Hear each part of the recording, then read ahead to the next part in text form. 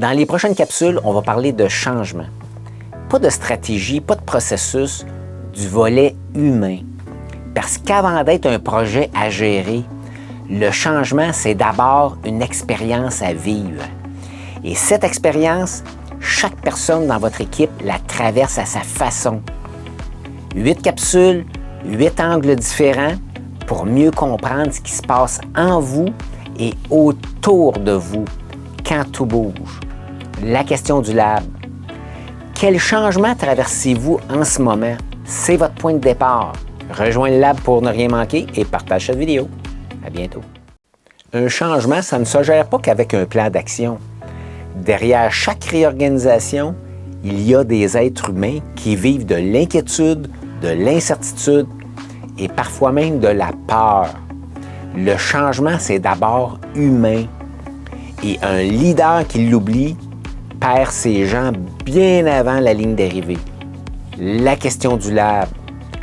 Avez-vous pris le temps de demander à votre équipe comment elle vit le changement?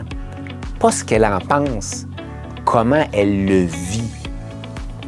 Rejoins le lab pour ne rien manquer et partage cette vidéo. À bientôt. Quand vous annoncez un changement, vous observez rarement de l'enthousiasme immédiat. Certains vont l'appuyer dès le départ, d'autres vont résister, ou encore d'autres seront plus réticents ou en exploration. Dans une même équipe, vous pouvez avoir toutes ces réactions en même temps. C'est normal.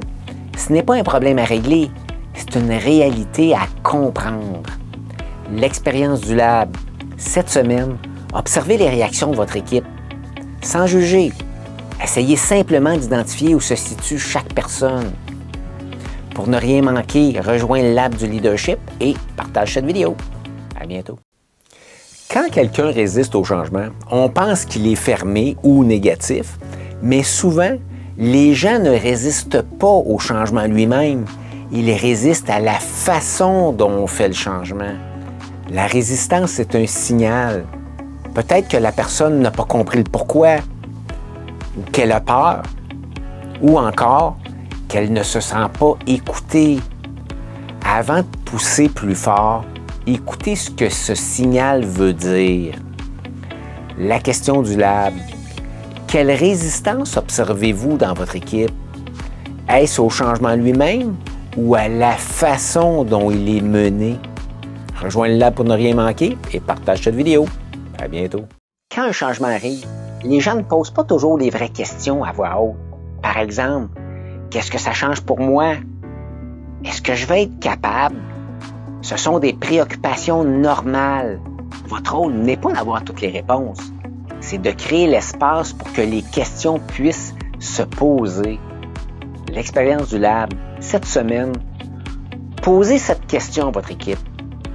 Quelles sont vos principales préoccupations par rapport à ce changement? Et écoutez vraiment, sans justification. Rejoins le lab pour ne rien manquer et partage cette vidéo. À bientôt. Face au changement, on s'épuise souvent sur des choses qu'on ne contrôle pas. Pourtant, il y a des choses qu'on peut contrôler, par exemple notre attitude, des choses qu'on peut influencer, par exemple le soutien qu'on peut demander, et des choses qu'on doit tout simplement accepter parce qu'on n'a aucune emprise là-dessus. Savoir faire la distinction, c'est récupérer de l'énergie là où ça compte vraiment. L'expérience du lab. Faites l'exercice avec votre équipe. Dressez ensemble la liste de ce que vous contrôlez, de ce que vous pouvez influencer et de ce que vous devez accepter. Rejoignez le lab pour ne rien manquer et partagez cette vidéo. À bientôt. Personne n'aime l'inconfort, mais en période de changement, il est inévitable. On quitte ce qu'on maîtrisait et on entre dans ce qu'on ne connaît pas encore. C'est précisément dans cet espace-là que la croissance se fait. Le rôle du leader, ce n'est pas d'éliminer l'inconfort, c'est d'aider son équipe à le traverser en restant présent pendant la traversée. La question du lab. Comment soutenez-vous votre équipe quand elle traverse cette zone d'inconfort? Êtes-vous présent pendant la traversée ou seulement au départ et à l'arrivée? Rejoignez le lab pour ne rien manquer et partagez cette vidéo. À bientôt. La réticence, c'est quand on n'est plus en résistance, mais pas encore en mouvement. Pour aider quelqu'un à passer de l'exploration, il faut créer de petites victoires et l'impliquer sans forcer. Le déclic ne vient pas d'une directive, il vient de l'expérience concrète d'un premier pas réussi qui donne envie de faire le deuxième. L'expérience du lab. Identifiez une personne réticente dans votre équipe. Proposez-lui une petite implication concrète, sans pression, et observez ce qui se passe. Rejoignez le lab pour ne rien manquer et partagez cette vidéo. À bientôt. Il y a une différence entre accepter un changement et l'appuyer. L'acceptation, c'est se conformer. L'appui, c'est contribuer. Et un leader qui veut vraiment mobiliser son équipe doit viser l'appui, pas juste la conformité. Comment? En impliquant les gens dans les solutions. Parce qu'on s'engage dans ce qu'on a contribué à bâtir, pas dans ce qu'on nous a imposé. La question du lab. Comment impliquez-vous votre équipe dans le changement en cours?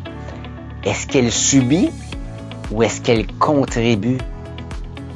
Rejoignez le lab pour ne rien manquer et partagez cette vidéo. À bientôt.